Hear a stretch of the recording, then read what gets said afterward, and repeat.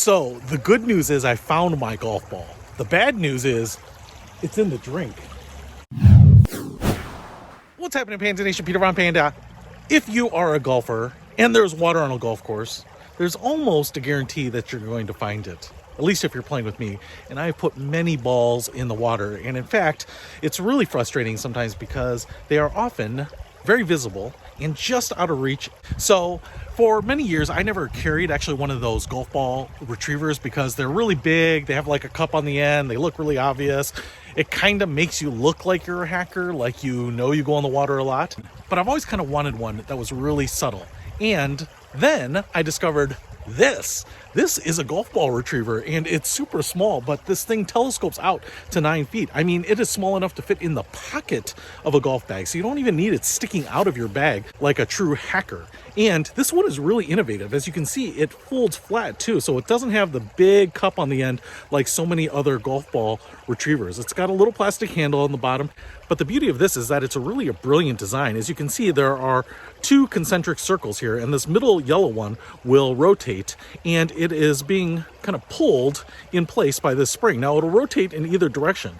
And so when a ball hits this spring, it kind of pushes up on it, and this traps it in there. So you can see how that works. And then to reset it, you just push it up, and that spring goes into the slot down here on the bottom.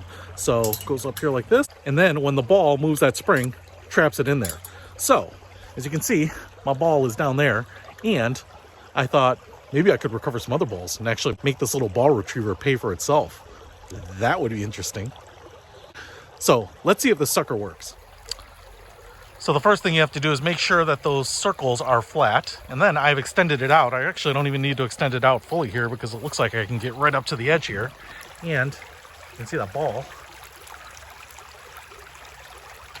Oh, look at that. Doesn't get any easier than that. Saved me like $3 on this ball. And the beauty of it is now you can just release it by pulling this back and the ball falls out. And now I can reset it and get another one.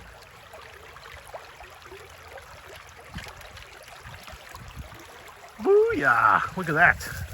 So there is my booty. I tell you what, just right at this water here, this thing is paid for itself. This is my favorite ball retriever. I've never had one that is as simple as this, looks as good, and is as compact and travelable. If you want to pick up a very portable and discreet ball retriever, I would definitely recommend this one. I'll put a link to it in the description below. Peter von Panda, out.